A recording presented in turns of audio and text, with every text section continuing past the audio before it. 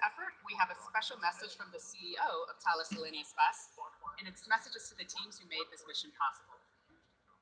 Today is an important day for Bangladesh and for all of us. Bangobondhu Satellite-1 is, without any doubt, a pioneering and ambitious space program that will mark the history of Bangladesh. And I'm very proud of Thales Alenia-Space to be part of this exciting story. Bangobondhu Satellite-1 is designed to reduce the digital divide in Bangladesh by providing broadcasting and communication services all over the country, and particularly in rural zones. This satellite will highly contribute to the economic development of Bangladesh. Being the country's first telecom satellite, it also represents the confirmation of Bangladesh's entry into the high-tech space sphere. And at Thales Alenia-Space, we are delighted to contribute and make this happen. The teams from Bangladesh worked with us in a very professional and human way. We will never forget the emotional and decisive moment of the satellite's acceptance review in our clean rooms. The entire delegation, with a Bangladeshi flag in their hands, began to sing in unison in front of a huge silvery mass of the Bangobondhu Satellite-1. It's moments like these that really lend meaning to our motto, Space for Life. I would like to congratulate all teams involved for doing such a fantastic job. Thales Alenia-Space teams for their large contribution and for having delivered the satellite on time. Spectra, our efficient satellite ground segment partner in Bangladesh, and SPI team for the close cooperation with our teams along the program. Finally, I would like to warmly thank BTRC for entrusting us with the first satellite. From beginning to end, you can count on Thales Alenia-Space. Joy Bangobondhu, joy Bangladesh. We're now at about T minus 6 minutes and 30 seconds, and at this point, stage 1 and stage 2 are just about fully loaded with almost 1 million pounds of kerosene fuel and liquid oxygen. The second stage is 100% full of RP1 and about 85% The first stage is just under 100% of RP1 and at about 98% of liquid oxygen. We'll continue topping both stages off until about T-minus 2 minutes to keep the propellants as cold and therefore as dense as possible. That way we can fit as much propellant onto the vehicle to lock the satellite this afternoon. Around the T-minus 7 minute mark, we began our engine chill procedure. The propellants are much colder than the engines, and so it's important to get the engines to the correct temperature by slowly flowing propellant through them before ignition. Liquid oxygen in particular is so much colder that it would turn into a gas upon first contact, which would be a pretty hard start for the engine. The next major activities, the strong back, that's the white structure right next to Falcon 9 there, will open and slightly retract away from the rocket. It will fully recline as soon as Falcon 9 leaves the pad. At T-minus 3 minutes, we'll be performing an engine wiggle. That's double checking to make sure that the thrust vector control system is working properly. That's the system that allows the engines to steer Falcon 9 during ascent. At T-minus 60 seconds, you'll hear that Falcon 9 is in startup mode, which means that the rocket's internal flight computers have taken over the countdown. One more interesting change for this mission in particular relates to how we're using the Merlin engines. In Block 4, the engines were used with a constant chamber pressure. And because engine thrust depends on both chamber pressure and external atmospheric pressure, the engine thrust would slowly increase by up to 10 or 15,000 pounds per engine during ascent. The difference here is that for Block 5, we'll be maintaining a constant thrust of 190,000 pound force until cutoff, which means that we'll be slowly decreasing the engine's chamber pressures over time in order to compensate for the decreasing atmospheric pressure during that ascent.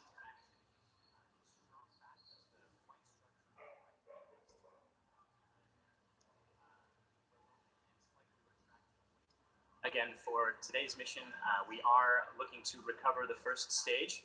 This is the fully reusable version of the Block 5 rocket, at least 10 times reuse and potentially up to 100. The drone ship, of course, I Still Love You, is currently on standby in the Atlantic Ocean, ready to catch the first stage during its descent. Bangobondhu Satellite-1 is currently looking pretty healthy. Entirely healthy, and we're excited to get that into its geostationary transfer orbit. The range is currently go, and the weather is also still looking good enough for us to launch today. At this point, we're just outside of T-minus 3 minutes, so let's listen in to the last few minutes of terminal count.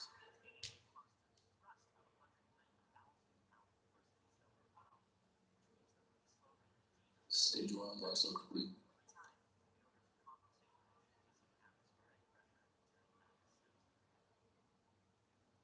Bleed verification. Strong angle or complete 88.5 degrees.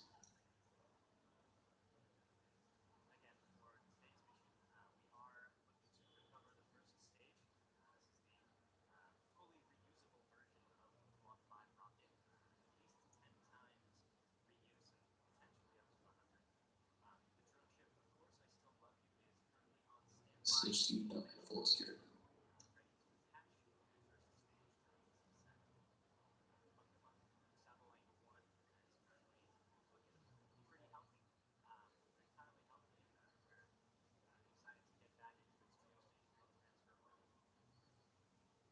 Stage 2 box development.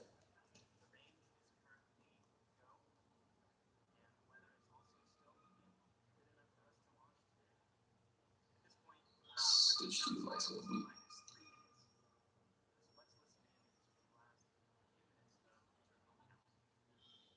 Falcon 9 is on at total power. Oh.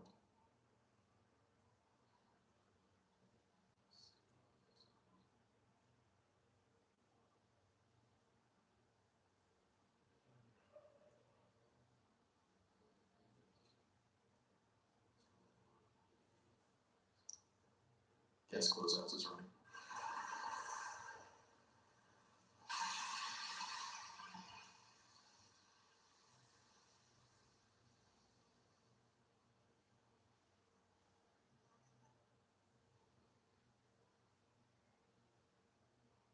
A1D fuel leak complete.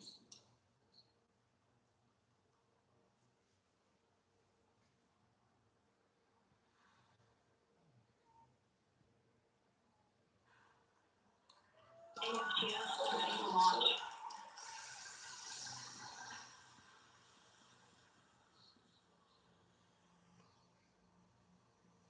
The countdown, we've had a launch abort sequence start.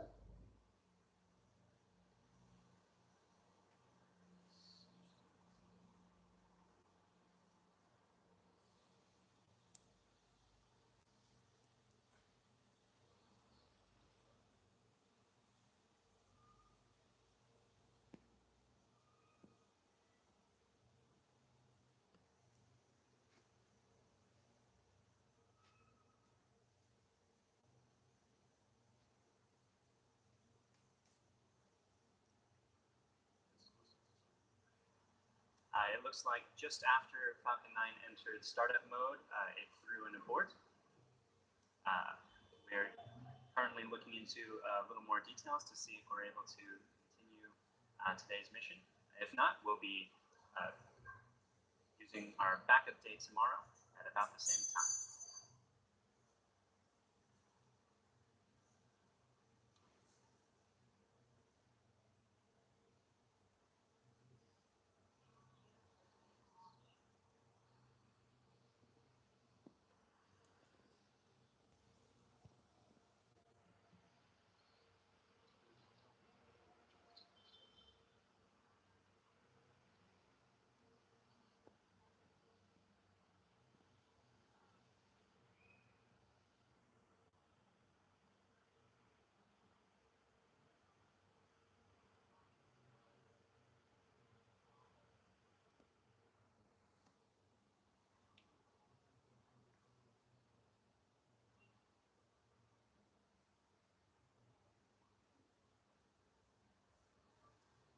If you're just joining us, it appears we had an abort thrown by the vehicle just after it entered startup mode.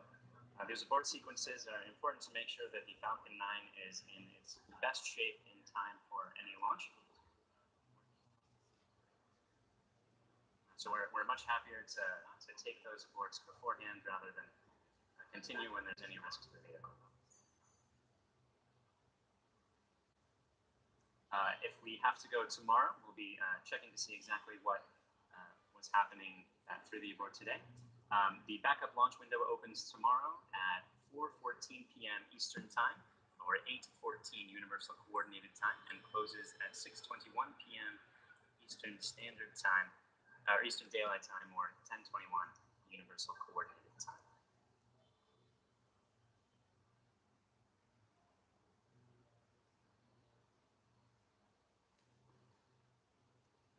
Hang on for a few more moments. We're waiting for official word from the Countdown Net, and we'll get back to you shortly.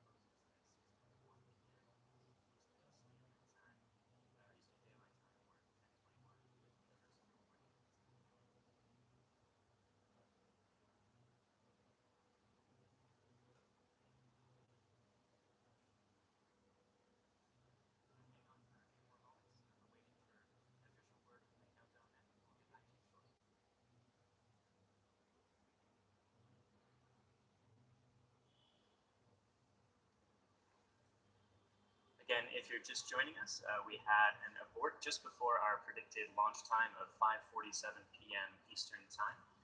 These are an important part of making sure that the vehicle is healthy for launch. At this time, we are currently looking to discover the cause of the abort.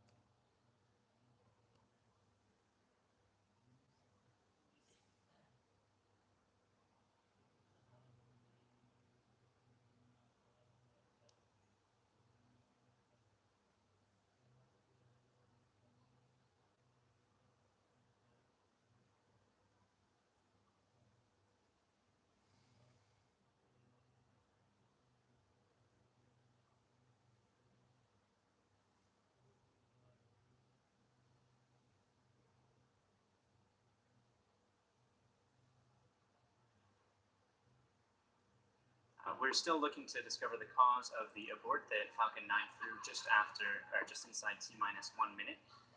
Because so many systems respond in abort, they change to a safe state. It takes us several minutes to understand the generally single cause of that abort. The team is actively scrubbing the telemetry log as we speak.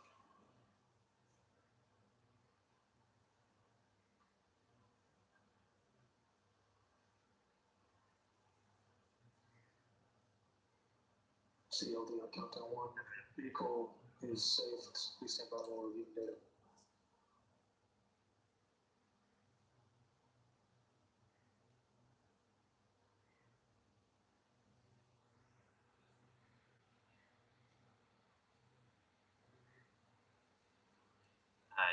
You just heard on the countdown net. We're still reviewing the data to see if we're able to determine the cause of that abort.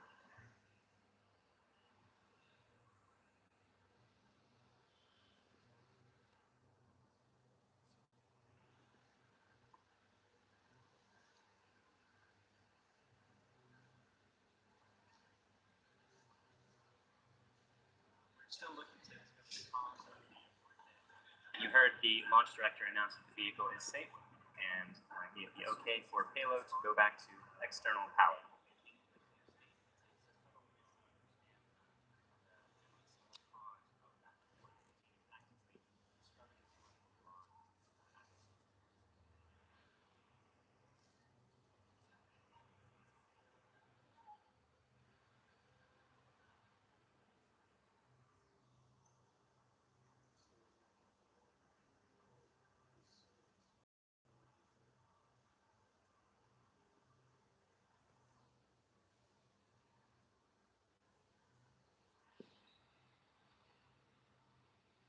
So we're still reviewing those telemetry logs. We're not yet scrubbed for the day. We're working to bring you that information as quickly as possible. If we're able to launch today, or if we are not able to launch today, excuse me, then our backup window is at about the same time tomorrow at 4:14 p.m. Eastern Time. closing at 6:21 p.m. Eastern Time.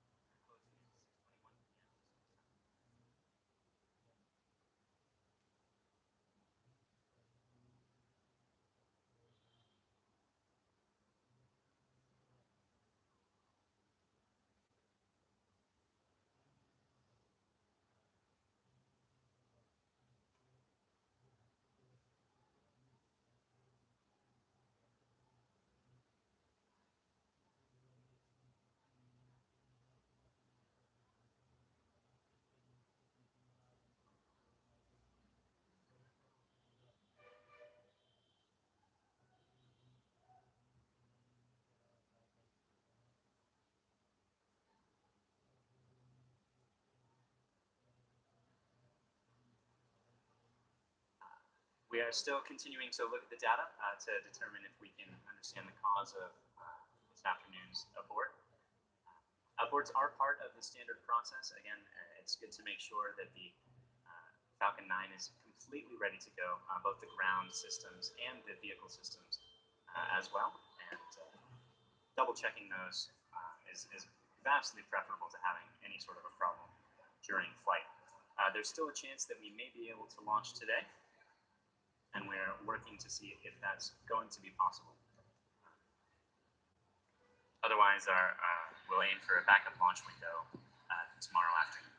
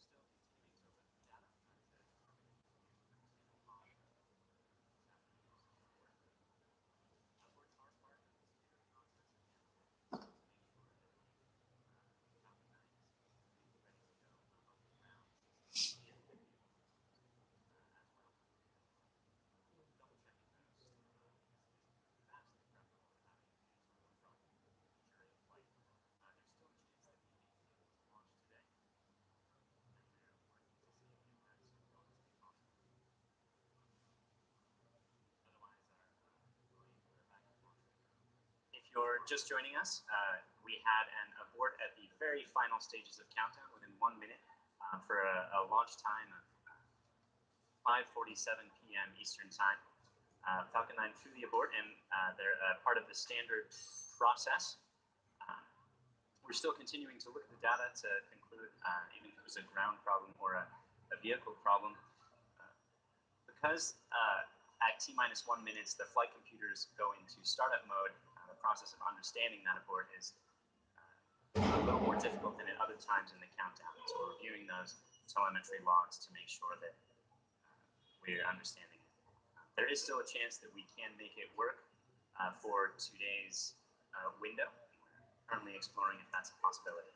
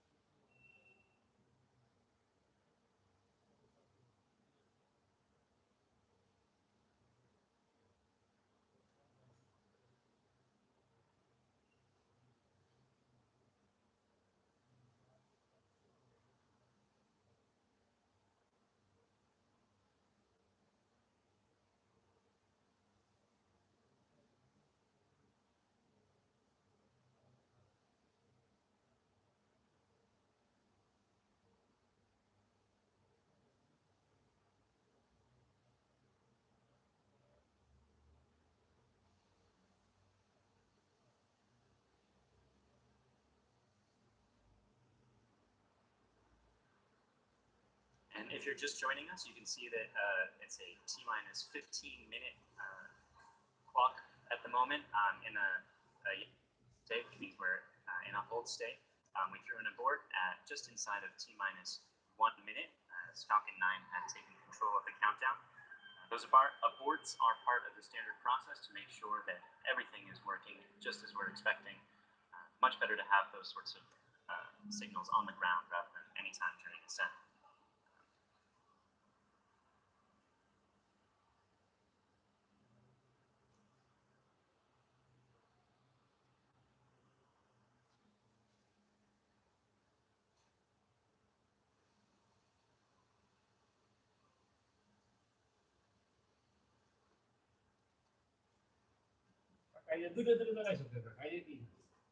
লাল ডাইল ভুলে গেছে আপনারা যে answer দেওয়া না জায়গা একই অর্ধে দুই বেড দেওয়া 3-3 ভারতবর্ষের প্রথম ঔষধ কারখানা হলো কি কালোটা লালটা হবে এটাই তো স্কোয়ার ফার্মাসিউটিক্যাল হবে না লাল ডাইল ভুল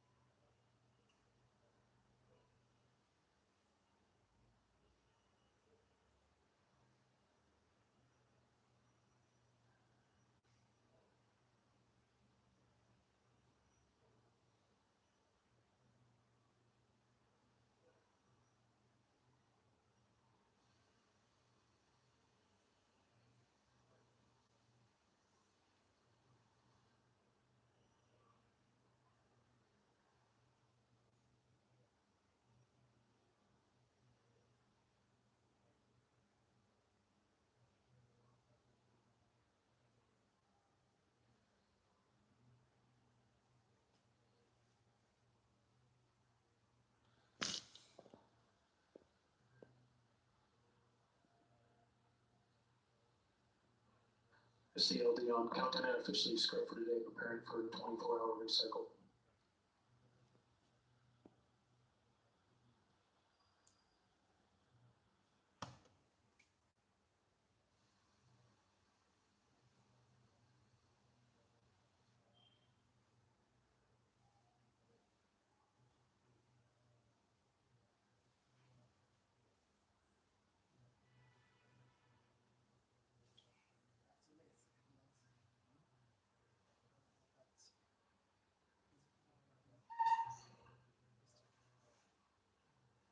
Just received final confirmation that we are standing down today due to a violation of abort criteria. The vehicle and payload are in good health. The next launch opportunity is tomorrow, May 11th. Again, if you're just joining us, we had a launch attempt at 5:47 p.m. Eastern Time. Falcon 9 threw an abort in the final minute of countdown, and it seems like we are unable to reach the launch or to launch within the launch window for today at this time. We have concluded a preliminary review, however, and have determined that the vehicle and payload are in good health, and will be aiming to launch tomorrow during our backup launch window at 4:14 p.m. Eastern Time, closing at 6:21 p.m. Eastern Time.